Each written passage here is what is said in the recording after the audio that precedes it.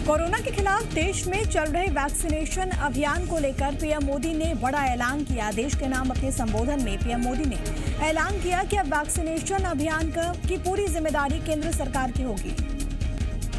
PM ने बताया कि केंद्र सरकार सभी देशवासियों को मुफ्त में वैक्सीन लगाएगी। 18 साल से ऊपर के लोगों को भी देश में अब फ्री में वैक्सीन लगाई जाएगी। राज्यों के पास अब टीकाकरण की जिम्मेदारी नहीं होगी।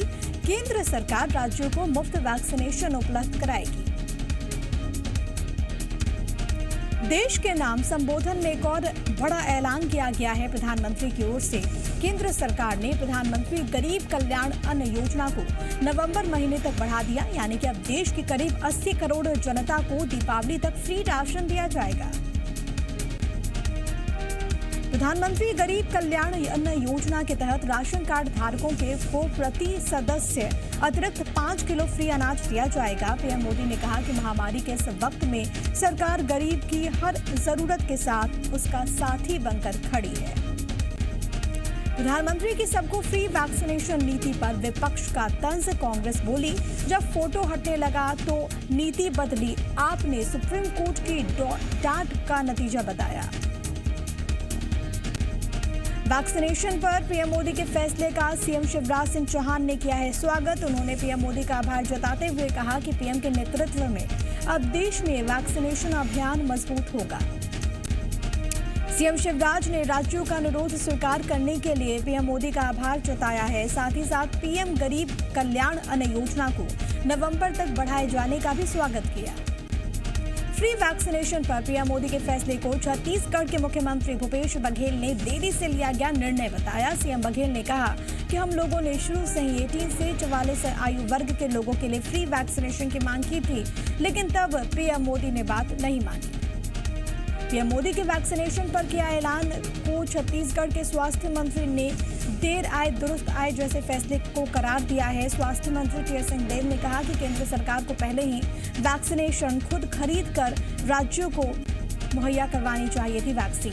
सीएम भूपेश बघेल आज दुर्ग और बालोद को करीब 685 करोड़ के 244 विकास कार्यों का तोहफा देने वाले हैं। मुख्यमंत्री दुर्ग में 285 करोड़ रुपए की लागत के 57 और बालोद जिले में 399 करोड़ रुपए की लागत के 187 विकास कार्यों का लोकार्पण और शिलान्यास करेंगे। दुर्ग के अमलेश्वर और खमहरिया में विद्युत सब स्टेशन का लोकार्पण होगा। वहीं अंडा से मिनी माता चौक तक सड़क चौड़ीकरण और जामुल से नंदिनी अहिवारा तक बनने वाली 21 किलोमीटर लंबी सड़क का भूमि पूजन होगा। जबलपुर हाईकोर्ट में जूडा की हड़ताल पर अहम सुनवाई हुई। सुनवाई के दौरान जूडा ने अपने जवाब में कहा कि वो काम पर लौट गए हैं। न्यायपालिका के सम्मान और जनता के हित में उन्होंने फैसला लिया है। जूडा ने हाईकोर्ट में निवेदन किया कि जिन कॉलेजेस में जूनियर डॉक्टर्स पर कार्रवाई की गई है उन पर कार्रवाई को वापस लिया जाए। मामले में अगली सुनवाई 9 जून को होगी। हाईकोर्ट के अवमानना मामले में भी जूडा के खिलाफ जनहित याचिका दायर की गई है, जिसे मंगलवार को सुनवाई होनी है। एमपी में सरकारी मेडिकल कॉलेज में डिप्लोमा और पीजी फर्स्ट ईयर के छात्रों को अब 55,000 की जगह 65,000 दिया जाएगा। सेकेंड ईयर के स्टूडेंट्स को 57,000 की जगह 67,000 स्टाइपेंड दिया जाएगा। वहीं थर्ड ईयर के स्टूडेंट्स को 59,000 की बजाय 69,000 रुपए बतौर स्टाइपेंड मिलेंगे। एमपी में इसके अलावा इंटर्न्स को 10,000 की बजाय 12,000 रुपए मिलेंगे। सीनियर रेजिडेंट को 76,000, जूनियर रेजिडेंट को 53,000 रुपए मिलेंगे। ये बढ़ोतरी 1 अप्रैल 2021 से मानी जाएगी। हर साल स्टाइपेंड में बढ़ोतरी की जाएगी। पहली वार्षिक बढ़ोतरी 1 अप्रैल 2022 को होगी। छत्तीसगढ़ में 24 घंटे में कोरोना के 1285 नए मामले मिले हैं। रायपुर में 119, जशपुर में 94, बस्तर में 85 नए मरीज मिले हैं। 24 घंटे में 3,119 मरीज स्वस्थ भी हुए। 26 मरीजों की मौत हुई। अभी प्रदेश में 21,090 केस एक्टिव हैं। एमपी में बीते 24 घंटे में कोरोना के सिर्फ 571 नए मरीज मिले हैं। इंदौर में 202, भोपाल में 131 नए केस मिले हैं। बुरहानपुर, अलीराजपुर, खंडवा, डिंडोरी, गुना, टीकमगढ़ और कटनी और विदिशा में एक भी नया मरीज नहीं मिला।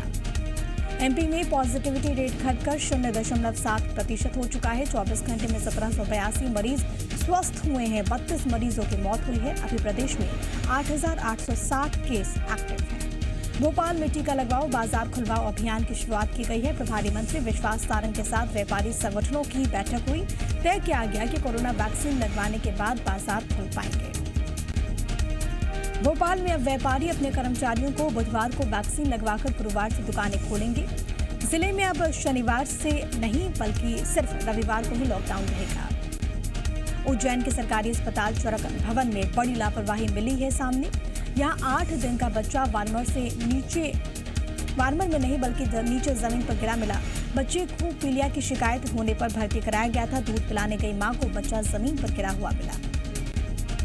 बच्चे के सिर पर चोट के निशान है। वहीं मामले को संदेह के आधार पर देखा जा रहा है क्योंकि 8 दिन का मासूम करवट नहीं ले सकता। ऐसे में वो जमीन पर कैसे गिरा? मामला जब कलेक्टर तक पहुंचा तो उन्होंने जांच के आदेश दिए। सागर के बीना में 1000 बेड का अस्थायी कोविड केयर सेंटर बनकर तैयार हो गया है, जिसमें कोरोना मरीजों के इलाज की सभी आधुनिक सुविधाएं मौजूद हैं। स्टाफ की नियुक्ति भी कर दी गई है। ये अस्थायी कोविड केयर सेंटर आगासोट के चकक गांव में भारत ओमान रिफाइनरी के पास बना है। अस्पताल में 24 घंटे ऑक्सीजन की सप्लाई रहेगी। मरीजों के बढ़ने पर अस्पताल में बेड की संख्या 1000 से ज्यादा की जा सकेगी। इस कोविड केयर सेंटर में सागर के अलावा रायसेन, विदिशा जिले के मरीजों को भी आसानी से इलाज मुहैया कराया जा सकेगा। कोरोना की तीसरी लहर में बच्चों को ज्यादा खतरा होने की आशंका जाहिर की जा रही है, जिसको देखते हुए दतिया में तैयारियां शुरू कर दी गई। अभी जिले में बच्चों के लिए 10 बेड का PICU वार्ड उपलब्ध है और इसके अलावा 20 बेड का ICU वार्ड भी बनाने की तैयारी है। दतिया में बच्चों के लिए वेंटिलेटर, HFNC, CPAP और ऑक्सीजन होड वार्मर, कोरोना के इलाज संबंधी दवाइयों के साथ ही साथ अन्य जरूरी उपकरण की मांग भी की गई है, जो कि जल्द उपलब्ध कराई जाएंगी। उज्जैन में घटते संक्रमण के बीच अनलॉक में किसानों और व्यापारियों को राहत दी गई है। दुकानदार शाम 6 बजे के बजाय 7 बजे तक दुकान खोल पाएंगे। वहीं किसान मंडी जाकर अपनी फसल बेच पाएंगे। जिला क्राइसिस मैनेजमेंट की बैठक में लिया गया है फैसला। जिला क्राइसिस मैनेजमेंट की बैठक में कोविड प्रभारी मंत्री मोहन यादव ने सभी अधिकारियों को वैक्सीनेशन की रफ्तार बढ़ाने के निर्देश दिए। प्रभारी मंत्री ने खासतौर पर ग्रामीण इलाकों में वैक्सीनेशन को लेकर कहा कि जो ग्राम पंचायत 100% वैक्सीन लगवाएं, उन्हें प्रोत्साहित किया जाए। छतरपुर में खनिज राज्य मंत्री बृजेंद्र प्रताप सिंह ने कलेक्ट्रेट परिसर से कोविड-19 के लिए बनी आपदा प्रबंधन समिति की मीटिंग ली। बैठक में कोरोना कर्फ्यू के बाद हुए अनलॉक के बारे में जानकारी ली गई और इस दौरान उन्होंने कोरोना की तीसरी लहर को लेकर भी बात की। आपदा प्रबंधन समिति की बैठक में मौजूद स्वास्थ्य विभाग और कलेक्टर ने प्रेजेंटेशन के माध्यम से तीसरी लहर के बारे में बताते हुए उसके लिए की जा रही तैयारियों की जानकारी दी। सागर में राजस्व एवं परिवहन मंत्री गोविंद सिंह राजपूत ने 2 करोड़ 89 लाख के निर्माण कार्यों का भूमि पूजन किया। PM नल जल योजना के तहत हर गांव में बड़ी टंकी का निर्माण समेत परगासपुरा गांव के लिए 1 करोड़ 69 लाख रुपए की राशि, मुख्य मार्ग से गांव के लिए बनने वाली सड़क के लिए स्वीकृति दी गई है। इस दौरान मंत्री गोविंद सिंह राजपूत ने कहा कि विधानसभा के विकास कार्यों में कोई कमी नहीं आने दी जाएगी। वहीं गांव के सरपंच, सचिव और सब इंजीनियर्स को हिदायत दी गई कि अगर योजना में किसी भी तरह की लापरवाही बरती गई तो दोषियों पर कार्रवाई की जाएगी। छत्तीसगढ़ के पूर्व CM डॉक्टर रमन सिंह ने बघेल सरकार पर गंभीर आरोप लगाए हैं। रमन सिंह ने शिक्षक संघ के पदाधिकारियों को घर से उठाकर हिरासत में लेने के आरोप भी लगाए। रमन सिंह ने ट्वीट कर लिखा कि शिक्षक भर्ती की मांग को लेकर अभ्यर्थी 8 जून को आंदोलन करने वाले थे, लेकिन पुलिस ने शिक्षक संघ के पदाधिकारियों को घर से उठाकर हिरासत में ले लिया। बीजापुर के सिलगेट की घटना को लेकर सरकार की ओर से गठित जांच कमेटी ने CM को जांच रिपोर्ट सौंपी है। आपको बताते चले कि CM भूपेश बघेल से मुलाकात कर कमेटी के अध्यक्ष बस्तर सांसद दीपक बैज सहित समिति के सदस्य विधायकों ने जांच रिपोर्ट सौंपी। दरअसल बीजापुर के सिलगेट में ग्रामीण CRPF कैंप का विरोध दर्ज कराने के लिए पहुंचे थे। विरोध के दौरान सुरक्षा बलों की ओर से फायरिंग की गई थी और इसमें 3 ग्रामीणों की मौत हुई थी। पुलिस ने तीनों मृतकों की शिनाख्त नक्सली के रूप में की थी। इसके बाद सिलगेट में विरोध और भी बढ़ गया। बिलासपुर में अभिभावक स्कूल संचालकों की मनमानी वसूली से परेशान है। अभिभावकों का आरोप है कि स्कूल बंद होने के बावजूद पूरी फीस वसूली जा रही है, जबकि हाईकोर्ट ने केवल ट्यूशन फीस लेने के आदेश जारी किए हैं। छात्रों के परिजनों का कहना है कि कोरोना काल में आर्थिक तंगी से जूझ रहे हैं और ऐसे में स्कूल प्रबंधन की मनमानी ने बजट बिगाड़ दिया। वहीं मामले में स्कूल संचालकों का तर्क है कि हाईकोर्ट ने आदेश पिछले साल के लिए दिया था। सागर जिले के डॉक्टर हरि सिंह गौर केंद्रीय विश्वविद्यालय में कुलपति का पद खाली पड़ा हुआ है। नियमित कुलपति न होने से कई काम अधूरे हैं। प्रभारी कुलपति के अधिकार क्षेत्र में इन कार्यों की अनुमति देना संभव न होने की वजह से नए कुलपति का इंतजार हो रहा है। दरअसल 18 मार्च 2020 को पूर्व कुलपति आर.पी. तिवारी का 5 साल का समय पूरा हो गया था। दूसरे कुलपति की नियुक्ति के लिए चयन प्रक्रिया भी पूरी कर ली गई थी, लेकिन बावजूद इसके अभी तक नियुक्ति नहीं हो पाई। प्रभारी कुलपति के रूप में प्रोफेसर जनक दुलारी आही को कुलपति का प्रभार सौंपा गया है। रायपुर में डॉक्टर एस भारतीदासन ने छत्तीसगढ़ जनसंपर्क के आयुक्त और छत्तीसगढ़ संवाद के मुख्य कार्यपालन अधिकारी का पदभार ग्रहण कर लिया है। भारतीय प्रशासनिक सेवा के 2006 बैच के अधिकारी डॉक्टर एस भारतीदासन इससे पहले रायपुर, सूरजपुर और जांजगीर चांपा जिले के कलेक्टर रह चुके हैं। भोपाल सांसद साध्वी प्रज्ञा के लालघाटी और हलालपुर बस स्टैंड का नाम बदलने की मांग पर कांग्रेस ने कटाक्ष किया। कांग्रेस प्रवक्ता जेपी धनोपिया ने कहा कि बीजेपी नेताओं के पास सकारात्मक सोच नहीं है, ये लोग यहाँ के माहौल में नफरत घोलना चाहते हैं। साध्वी प्रज्ञा के लालघाटी के नाम बदलने वाले बयान पर इतिहासकार रिजवानुद्दीन ने कहा है कि लालघाटी के इतिहास में कहीं इस बात का जिक्र नहीं है कि लालघाटी पर खूनी संघर्ष हुआ। वहां रोड पर लाल मुर्रम डाली गई थी, जिसकी वजह से लालघाटी कहा जाने लगा। अनलॉक होते ही आज से शाजापुर की मंडी में फिर से खरीदी शुरू हो गई है। मंडी में भीड़ को नियंत्रित करने और कोरोना गाइडलाइंस के पालन के तहत ही 70 किसानों का पंजीयन किया जा रहा है, लेकिन मंडी शुरू होने के पहले ही दिन गाइडलाइंस का उल्लंघन भी नजर आया। कई किसान व्यापारी बिना मास्क के नजर आए।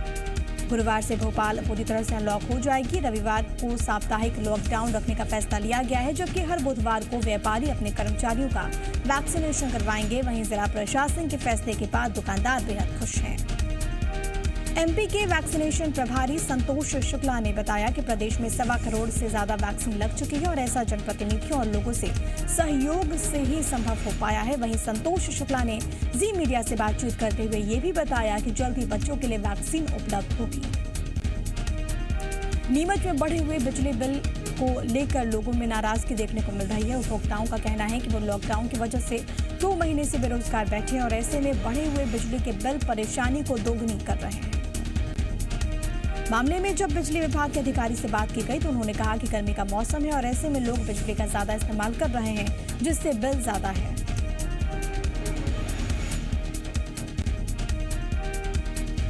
एमपी में अनलॉक के साथ ही कई ट्रेन भी पटरी पर लौटने लगी है। पश्चिम मध्य रेलवे ने यात्रियों को राहत देते हुए हबीबगंज हजरत निजामुद्दीन, हबीबगंज जबलपुर जनशताब्दी एक्सप्रेस, भोपाल इटारसी एक्सप्रेस समेत कई अन्य ट्रेन के संचालन को बहाल कर दिया। छिंदवाड़ा के सोमा ढाणा और रंगीन खापा के जंगल आजकल अवैध शराब बनाने के अड्डे बन चुके हैं। आबकारी विभाग की संयुक्त कार्रवाई में इस बात का खुलासा हुआ। विभाग की टीम ने कुल 10,500 किलो महुआ लहान और 100 लीटर शराब जब्त की। कोंडागांव जिले के मर्दापाल गांव में प्रशासन ने छापा मारकर झोला छाप डॉक्टर्स पर कार्रवाई करते हुए भारी मात्रा में एक्सपायर हो चुकी दवाइयों का जखीरा और दस्तावेज बरामद किया। शिकायत मिलने के बाद प्रशासन ने रेड मारा था। कोंडागांव के कुसाट टेड़ा जंगल प्रदाय योजना में देरी के मामले में कलेक्टर ने राज्य सरकार को अर्थदंड और ब्लैक लिस्ट किए जाने की कार्रवाई को लेकर पत्र लिखा। साथ ही साथ टेंडर को निरस्त करने की मांग भी की गई। साल 2019 में केंद्र सरकार की ओर से कुसाट टेड़ा डैम से पेयजल आपूर्ति के लिए 47 करोड़ 47 लाख रुपए की लागत से योजना तैयार की गई थी। टेंडर जारी होने के बाद कंपनी को 36 महीने का वक्त दिया गया था, लेकिन 24 महीने बीत जाने के बाद भी अभी तक योजना का काम शुरू नहीं हुआ। मुरैना में एक मजदूर की मशीन में फंसने से मौत हो गई, जिसके बाद उसके परिजनों ने फैक्ट्री में जमकर हंगामा किया। बालाजी पॉली इंडस्ट्री में मजदूर मिक्सर मशीन की सफाई कर रहा था, तभी अचानक मशीन चालू हो गई। मजदूर मशीन में फंसकर हादसे का शिकार हो गया। मुरैना में मजदूर की मौत के बाद परिजनों ने फैक्ट्री के अंदर जमकर हंगामा किया। स्थिति को बिगड़ता देख मौके पर भारी पुलिस बल को तैनात किया गया। फैक्ट्री के संचालक ने मृतक के परिजनों को 10 लाख रुपए और एक सदस्य को नौकरी पर रखने का भरोसा दिलाया। भिंड में लोग धड़ल्ले से अवैध निर्माण करने में जुटे हुए हैं। मकान, दुकान से लेकर बड़ी अवैध कमर्शियल बिल्डिंग का निर्माण बिना नगर पालिका की परमिशन के हो रहा है। आरोप है कि नगर पालिका के कर्मी कोई कार्रवाई नहीं कर रहे हैं और ये मौन होकर सब देख रहे हैं। भिंड के स्थानीय लोगों का आरोप है कि वो कई बार शासन प्रशासन से गुहार लगा चुके हैं, जिस पर मुख्य नगर पालिका अधिकारी सुरेंद्र शर्मा ने कहा कि नगर पालिका ने 400 लोगों को अवैध अतिक्रमण का नोटिस जारी किया, जिसके खिलाफ हाईकोर्ट में जनहित याचिका दायर की गई। बीजापुर में रामकृष्ण उर्फ मोटू मड़काम का नक्सलियों ने अपहरण कर लिया है। इस घटना की पुष्टि एसपी कमलोचन कश्यप ने भी की है। रामकृष्ण उर्फ मोटू मड़काम पहले नक्सली था, लेकिन जनवरी 2021 को उसने 3 साथी नक्सलियों के साथ सीआरपीएफ के डीआईजी के सामने आत्मसमर्पण किया था। सीहोर में चलती ट्रेन में महिला की हत्या के आरोपी ने जेल में फांसी लगाकर खुदकुशी कर ली। आरोपी ने अपनी टी-शर्ट से फंदा बनाकर फांसी लगा ली। उसके बाद उसे गंभीर हालत में जेल से अस्पताल ले जाया गया, लेकिन उसकी मौत हो गई। 1 जून को नर्मदा एक्सप्रेस में इंदौर से भोपाल जा रही महिला की गला रेत कर हत्या कर दी गई थी और उसके बाद जीआरपी ने आरोपी सागर सोनी को भोपाल से गिरफ्तार कर सीहोर जेल भेज दिया था। उसने टी-शर्ट से फांसी लगाकर खुदकुशी कर ली।